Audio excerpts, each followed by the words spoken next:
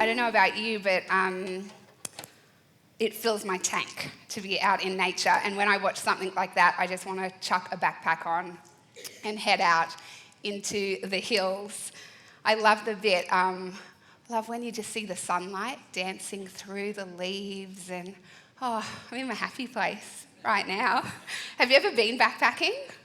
I know Keely and Tor are just back. They've done some backpacking through Europe. I've never done that kind of backpacking, but I have done my fair share of loading up a backpack to head out into the great outdoors. Random fact about Ruth that you might not know, I studied environmental science at uni. I absolutely loved it. I loved studying botany and biology, and every now and then, we would gather together as our classmates and also with our lecturers, and we would jump into the back of a truck and we would head up to the mountains and we would go frogging. Do you know what frogging is? It's when you wear a torch on your head and you go searching for cool frog species like Wallum sedge froglets or, yeah, I can see you're excited. Or we'd go nocturnal mammal hunting, and we'd set traps for spotted-tailed quolls just to see, how the populations were going on the Gold Coast. It was great. I absolutely love it. When I'm in nature, I just feel connected with God. I feel like you just are absorbing in the wonder of His creative power and His majesty. And so the thing about backpacking, though, whether it be 30 days through Europe or whether it just be loading up a backpack and heading out bush for a couple of days, is that you very quickly realise that everything you want to bring, you have to carry on your back, often uphill, sometimes in the rain, through the mud, and it gets heavy. It gets really heavy. You can't bring everything that you want to bring, and you can't even bring everything that you think that you're going to need or think that you're going to want. You have to leave room for the things that really matter because every gram counts. Have you all experienced that? Oh, if you haven't experienced the wonder of backpacking, you should do it. It's awesome. Go on the adventure. You've got to hit the trail with nothing more than the essentials on your back because anything extra adds weight. And as you're heading up, like we just saw, into the beautiful trails and you're getting further and further uphill and further afield, you soon realize that carrying unnecessary items restricts you from the freedom of enjoying the adventure that you're on because you get weighed down, your eyes aren't looking up, they're looking down, and you just start thinking about all this weight that you're carrying. I want to suggest this morning that life is not unlike that. Way too often, we find that we are carrying through life things that God never intended us to carry. We travel through life accumulating stuff that only ends up weighing us down and holding us back from the freedom that God intended for you and I to walk through.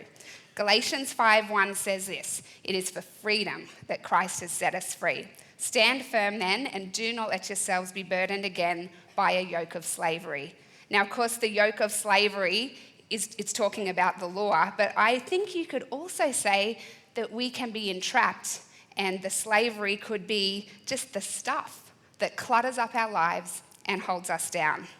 We're launching a new series today. It's called Travel Light. You can see it up on the screens. And over the next few weeks, we're going to explore the truth that there is so much more beauty and freedom and life for us to explore in our lives and in our families and in our churches and in our workplaces if we would just declutter our lives and travel light. When you stop to think about the amount of stuff that you accumulate as you're traveling through life, it's actually quite sobering. We accumulate hurts, we pick up bitterness, we hold on to discontentment and worry and regret and all of these other things. And through this series over the next couple of weeks, we're going to unpack what it looks like to let go of things like distractions and bitterness and our past. We're even going to look at letting go of control. I'm going to have to be listening very closely that week. But the truth is that decluttering your life brings freedom from strife. Decluttering your life brings freedom from strife. Decluttering the unnecessary stuff that holds us back and weighs us down, frees us from strife, and allows us to walk forward in the momentum and in the freedom that God has for us. Today, we're going to get super practical. And we are going to look at an area of our life where we need to declutter, really, really practically. And I guess one of the thoughts I want to leave you with today is this, and that it's much better to have less of what doesn't matter and more of what does matter. The problem is, with that statement, is that culture doesn't agree. The world that we live in doesn't agree. It actually says the opposite. Culture says accumulate. Culture says more is always better. Culture says spend money that you don't have to buy things that you don't need to impress people that you don't even know. Culture says we need what I don't have. That's what advertisers even love to work on. You know, you can go all the way back to the book of Genesis, the very first book in the Old Testament, and you can read about how God created Adam and Eve, the first man and woman, and he gave them the most beautiful place to live, Eden. It was just beautiful. It was perfection. And he said to them, make yourselves at home here, help yourselves to everything except this one tree. Life was perfect. And then the serpent came along, and the serpent says, did God really say that you couldn't eat the fruit from that one tree? You can see that all the way back in this very first story, this creation story, that the first man and the first woman were tempted and distracted with what many of us are tempted and distracted with us today, and that is what we don't have. We can have all these other blessings from God. We can be so incredibly blessed, and often we're still looking for the things that we don't have. We think that more is better, but that's a lie. It's better to have less of what doesn't matter and more of what really does matter. We know what culture says, but does God have anything to say about it? I think he does. And there was a king called Solomon. He was a famous king, and history actually records him as being one of the wisest men that ever walked. In fact, he actually recorded a lot of his wisdom himself, and it's recorded in the Hebrew text in the Old Covenant. And even though he was talking to Israel, and even though he was wise, and even though some of his choices maybe weren't actually that wise, like 700 wives, I'm not sure that you would say that that was wise then or now, but certainly a lot of what he wrote still is applicable to us and is still wise for us to hear today. And this is what he said in Ecclesiastes 4 verse 6. It says, better is one handful with tranquility than two handfuls with toil and chasing after the wind. Better is one handful with tranquility than two handfuls with toil and chasing after the wind. In other words, it's better to have more of what does matter and less of what doesn't matter and more of what really does matter. Because decluttering your life really does bring freedom from strife. We have to travel light. We have to be able to travel this world unencumbered. It's a powerful story in the New Testament, and you might be familiar with it. It's in the book of Luke, and it's two brothers, and they are talking with Jesus about their inheritance. And one of the brothers says to Jesus, tell my brother to divide the inheritance with me. And this is Jesus' reply in Luke chapter 12, verse 15. Jesus says, watch out. Be on your guard against all kinds of greed. Life does not consist in an abundance of possessions. That's a pretty intense warning. Like when I read that, watch out, I immediately think it's serious. It's kind of like the same way that you would say to someone, watch out, you're about to get bowled over. You know, it's quite serious. And I think that Jesus is saying here, watch out. There's something dangerous here for your soul. You don't want to, you have to be on your guard against all kinds of greed, because life does not consist in an abundance of possessions. It doesn't consist in stuff. Despite what culture, despite what advertising, despite what other people might tell you, the truth is that you are not what you have. Culture might say more is always better, but as I said, that's a lie. The opposite is true. We need to declutter our lives for freedom from strife. Better is one handful with tranquility than two handfuls with toil and chasing after the wind. I want to call it this morning one handful living. And what I want to challenge you today is that you would be a person who lives with one handful living. And it's achievable. And I've got some really practical tips that I'm going to share with you today in the hope that you might be able to take them with you and put them into practice and start living a one handful life. Firstly, basic, I want to challenge you to declutter. To declutter. Literally, declutter your home. Parents, declutter the toy room. Young people, don't tune out because you don't have a home. I'm sure you have a bedroom. You could start there. Declutter the bedroom, declutter the wardrobe, declutter the car. There's something that each and every one of us can do. Who are we talking to here? When you look at all of the stuff, just the stuff that we accumulate, it's ridiculous. Your life does not consist in the abundance of stuff that you have. You know what? I'm going to go even a step further. Don't just declutter, de-own. Give it away. How's that? I've discovered, here's a tip for you, owning less is much easier than organising more. Give it away. In the New Testament, we read a story about this guy that was known as the rich young ruler. He had a lot of stuff, and Jesus said something to him that really pierced his heart. He had a lot of stuff, but the real problem was that the stuff had him.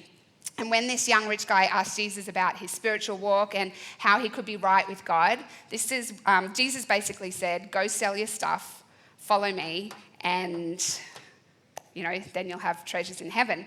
And when you read this account in the book of Mark, chapter 10, this is what you read when the young man heard Jesus' words.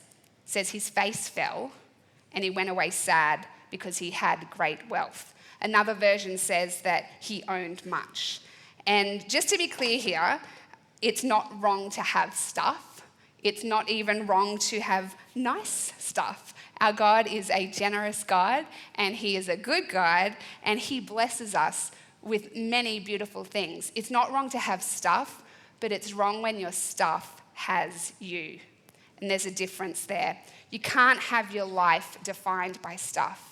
If you are working just to obtain more stuff and better things and a bigger house and a faster car in the hope that you will find meaning and some kind of contentment and some kind of fulfillment, then I would challenge you this morning to look deep within your heart, because there is a void within us that none of that stuff will ever fill. None of that stuff. No wealth, no stuff, no success, no status is going to fill the God-shaped hole. I think there's a cool 90s song about that. But it's never going to fill it. It's a spiritual void, and it's only going to be filled by the goodness of God when we are walking in relationship with him and when we've experienced his forgiveness and his freedom and his mercy and his grace. So declutter. Give it away. Give your stuff to somebody that actually needs it. Pass it on if it's still got life in it to be a blessing to somebody else. I'm giving you permission to give away your knickknacks and give away your spare dishes and give away the skirt that fit 7 years ago. It's okay. Pass it on. I love a decluttered home. I love it when everything has a space, like actually has a home that it belongs in. And I will add that the end of the bench is not a home. That's not where it lives. I've actually done this. I've gone through my kitchen and I've looked at what do I actually need for me and for the people that I entertain, and then I can get rid of what I don't need. I can get rid of the clutter. I don't know about you, but there is something incredibly calming about walking into a home that is not overflowing with clutter. Well, I find that at least. Don't come to my house, though, at the moment, because We are preparing for a wedding in my household, and my kitchen table is currently just the Pinterest craft zone. So I'm talking about declutter, and I will get there again in a few weeks' time. But it's true, like after a few busy weeks, you know, if I'm working late and I'm coming home, I find I just like dump stuff on my bedside table, and I normally like that surface to be clean. But, you know, a few weeks in, if it's been busy, I'll have a water bottle and earrings and receipts and like all sort of just stuff, and I can cope for a little bit, and then eventually I've just got to deal with it because my peaceful space is no longer peaceful. And so I get about doing what I should have just done in the first place and throwing out what should have been thrown out and putting away everything into its space, and the peace returns. Is it just me, or do some of you feel the same way? It's just me, Tim's saying. My sister Laura, she's over there. If you don't know my sister, she was on the keyboard this morning. She is good at decluttering, and I think that she's particularly good at decluttering wardrobes. She comes over and she helps all the sisters declutter our wardrobes. The reason it works is she's brutally honest. And a lot of the stuff goes to St. Vinny's, and I think you need a Laura in your life if you need some help decluttering your wardrobe. But I've embraced something since Laura helped me declutter my wardrobe about 12 months ago, and that is this principle of buy one, give one. So if I buy a new pair of jeans, I give a pair of jeans. If I buy a new shirt, I give a new shirt. What I've discovered is that my wardrobe, although it's a lot slimmer than it used to be, not slimmer, smaller than it used to be, is actually full of the things that I like to wear and that I enjoy wearing. And my decision making of a morning is much quicker because I don't have to like rifle through a whole bunch of different shirts and stuff like that. So you can see that even in this very simple example of decluttering your wardrobe, that decluttering your life brings freedom from strife, even when it comes to your wardrobe. I have a friend, I'm not a parent, but I particularly wanted to mention this today for parents. I have a friend that has 2 young boys, primary school and kindy, and they are your average, rambunctious, love to have fun young boys. But my friend upholds quite tightly to the minimalist lifestyle, and she has implemented this buy one, get one thing with her kids when it comes to their toys. So they are growing up understanding what this looks like. They've decided as a family that the kids will each have 20 toys. So some of the boys have a couple of Matchbox cars and a dinosaur and a Nerf gun, and you know, there's 20 things, and these 20 things live in particular spots on their shelves and in boxes. In addition to that, they have a whole box of Lego, and they have family games that they like to play together. But these are the specific toys for the kids.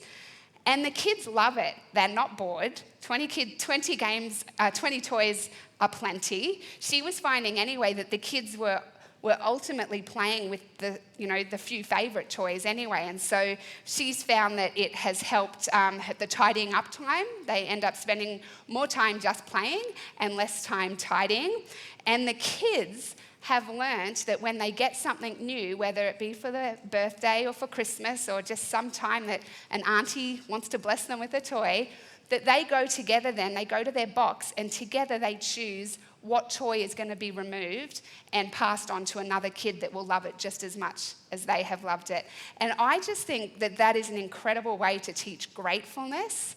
It's an incredible way to teach generosity and to grow a young generation up in what it looks like to have an uncluttered lifestyle.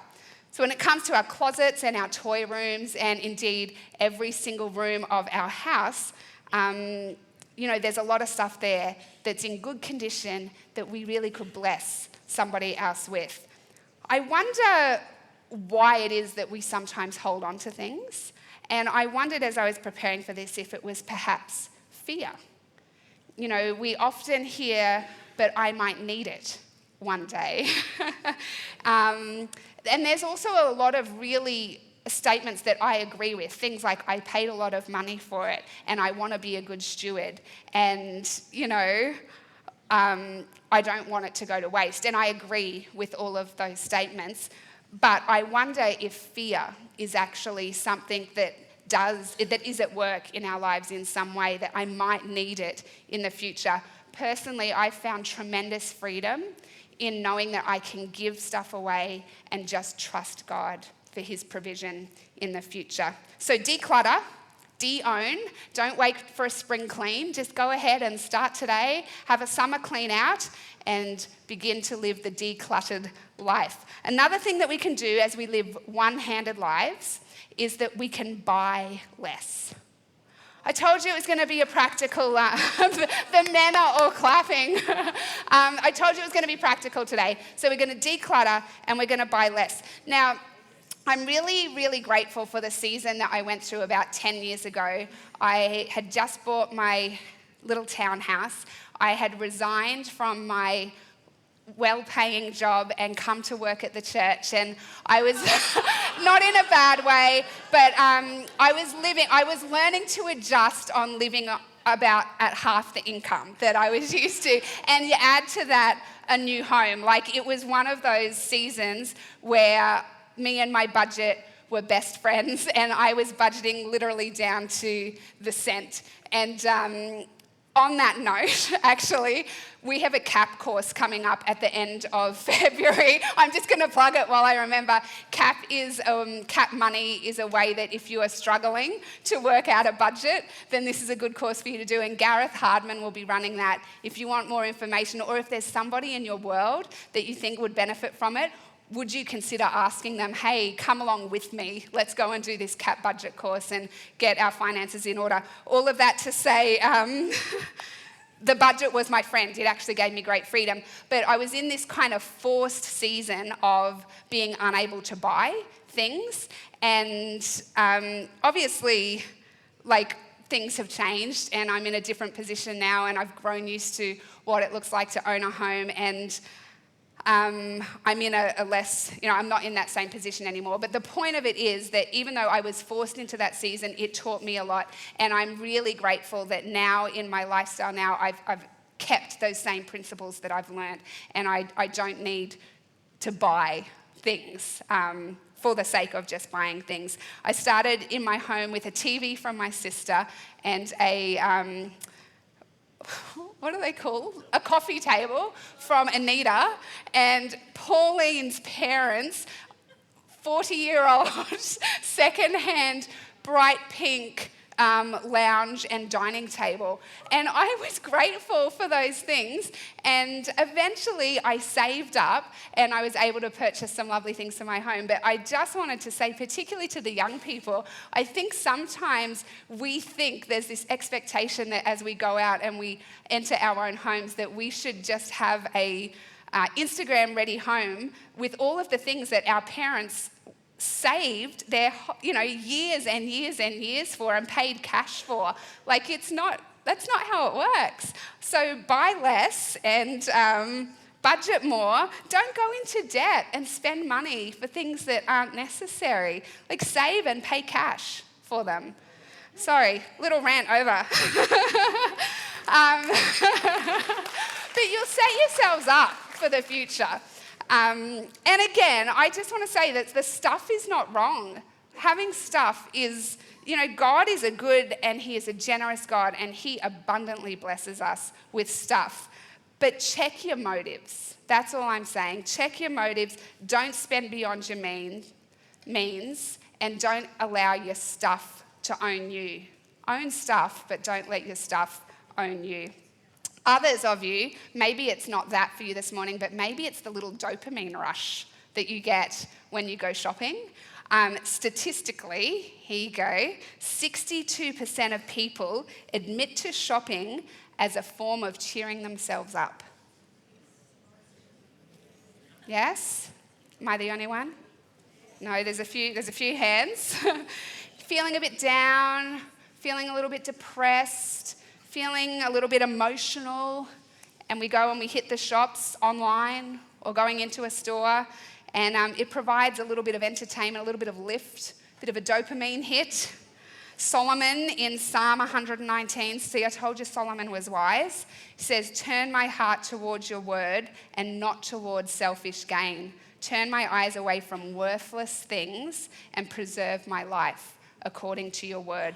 That is a great prayer to pray. Help us, God, to turn our hearts and our eyes away from illusions, away just from things and the stuff, the temporary stuff of this world, and turn it instead towards Jesus. And you'll find then that the things of earth will grow strangely dim. So we don't need to buy things to define who we are, because Jesus has already defined who you are. We can buy less. We can focus on relationships. We can focus on experiences and time together. You will have more time when you live in a decluttered home because there's less to clean. See, it all just works together, doesn't it? Relationships, time together, those things are more fulfilling than possessions. Most of you know that I love being an auntie. I'm an auntie to 5 awesome nieces and nephews, and about 6 years ago, I decided that instead of buying them birthday gifts, we would go on birthday adventures. And so every year, and there's 5 of them, so they come around every few months, we go on these birthday adventures, and I get to think about it in the months leading up to their birthdays, and we think about the things that they're interested in and the things that they love. And it's become like this exciting thing in our household where, like, Nathan's birthday is in November, and he's already asking me, where are we going on our special adventure? Have you booked it in already? Oh, let me just explain the middle picture. I'm not drinking the wine. That's a really cool... so these are some of the things we've done this year. We walked alpacas. We went and played top golf. Went on a train ride. Went to an interactive art gallery. And went to the Outback Spectacular. Those are the kind of things that we've done that have just meant that we've spent time together. And for me, I don't think I could even tell you the things that I've bought the kids. I don't think that they could even remember the things that I've bought them, but I'm pretty confident that they would remember the fun times that we've had together and the memories that we've been able to build together. So memories and experiences over things. On the other side of stuff, there is joy, and there is freedom, and there is time for relationships, time for life to be lived and to be experienced together. So one last thing. So we've looked at one handful living. We've looked at decluttering. We've looked at buying less. One last thing this morning. When we do those things, we can give more. It's as simple as that. The Apostle Paul, when he was writing to Timothy in the book of 1 Timothy chapter 6, verse 17, said, "Command those who are rich in this present world not to be arrogant, not to put their hope in wealth, which is so uncertain, but to put their hope in God, who richly provides us with everything for our enjoyment." I just want to pause a minute there. When I was in high school and I read that verse, I kind of skimmed over the top of it because I thought, oh, he's commanding the rich people. And, at the time I had friends whose parents were able to buy them anything and everything they wanted, and they didn't need to have a part-time job to get the little bits and pieces that they wanted. And I was like, that's what rich looks like. But I just wanted to give you a bit of a global perspective this morning. If you have food in your fridge, clothes on your back, a roof over your head, and a place to sleep, you are richer than 75% of the world. If you have money in your bank, in your wallet, and a little bit of spare change, you're among the 8% of the world's most wealthy. And if you drove here in your car today, then you are somewhere between the top 5 and 7% of the wealthiest people on the planet. So when you add some global perspective, you can see that we are incredibly blessed. We are incredibly blessed. And so this verse, it wasn't just written to us, it is for us. And it is not just for us to hear, but it is for us to apply. So let's read it again. Command those who are rich not to be arrogant, nor to put their hope in wealth, which is so uncertain, but to put our hope in God, who richly provides us with everything for our enjoyment. Like I said this morning, we don't have to feel guilty about our belongings. We don't have to be guilty about our blessings. They're there to enjoy. And God is a God who blesses. And God is a God of abundance and generosity and flavor. He's a God of flavor and favor. He's a God of blessing. And he has blessed you with those things. You don't have to feel guilty about having stuff. Just don't let the stuff have you. Paul continues along then. He says, command them to do good, to be rich in good deeds, to be generous, to be willing to share. In this way, they will lay up treasures for themselves as a firm foundation for the coming age, so they may take hold of the life that is truly life. Give more. When you are a blessing, when you overflow, when you share, when you become a channel of God's blessing in your life to others, that is life, that is truly life. Are you accumulating on earth what you cannot keep, or are you investing in heaven what you cannot lose? That is the question for you this morning. You know, I was really blessed to have been raised in a Christian home, and from a kid, from being in primary school, I learnt the principle of giving and returning to God what was his. And so we would get our pocket money, and I would excitedly bring it along to give and return to God out of that blessing. And that meant that then as I got a little part-time job, I was ready and growing in my faith and ready to grow in my giving that way. And that has continued throughout my life. And, you know, it's been a real part of my journey with God and my discipleship as a follower of Jesus Christ, to be able to grow in my giving and to give more and to give more. And I'm thrilled to be able to walk in the freedom of what that means and what that looks like. Better is one handful with tranquility than two handfuls and strife. Better with one handful of contentment and peace and joy and simplicity and margin and assurance and confidence and the ability to be a blessing and the heart to channel that blessing out to others than two hands full of strife and no peace and toil and chasing after the wind. That's why I want to live a one-handed life, because can you picture what you can do with one hand? When both of my hands are full, how do I give it? But when I'm willing to live a one-handed life, I'm freed up to invest into the kingdom of God, to invest into what God is doing, even here at the junction, you know, as we create a place for family discipleship. One-handed giving gives you the freedom to live life like we really can. So decluttering your life brings freedom from strife. Those that are serving us communion, would you be able to just distribute the elements for us this morning? And I guess I just wanted to reinforce one last verse for you this morning as we take communion together, and that is that despite what culture says, and despite what the world around us says, and the way the world around us says consume more and gather more, you know, remember, these are paraphrased words, I will say that, but remember the paraphrased words of Paul, that it is for freedom that Jesus has set us free. Stand firm and do not let yourselves be burdened by a pile of stuff. Imagine the freedom in your home. Imagine the freedom here as this body of people start to embrace what that looks like. And we actually walk, we shed off the backpack.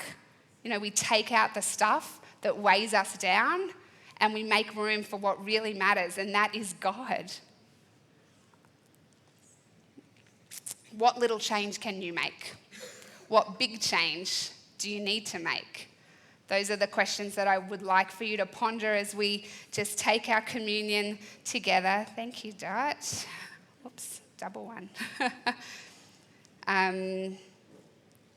Decluttering your life really does bring freedom from strife. So just as we prepare to share, and I know it'll take a little while for these elements to come around, but we're going to just have some time to listen to some music and just ponder ourselves what that looks like for us, what that change might need to be for us. Because the Lord is all that we need, and he has blessed us beyond measure so that we can be a blessing to others. So the Lord Jesus, on the night that he was betrayed, he took bread, And when he had given thanks, he said, "This is my body which is for you. Do this in remembrance of me." And then he picked up a cup and he said, "This is the new covenant in my blood. Do this whenever you drink it in remembrance of me." So just take a few minutes now, quiet your hearts, have a think about what I've shared this morning, how you're going to apply bits and pieces of it, little changes, big changes, and then when you're ready, you can just go ahead and take your communion elements.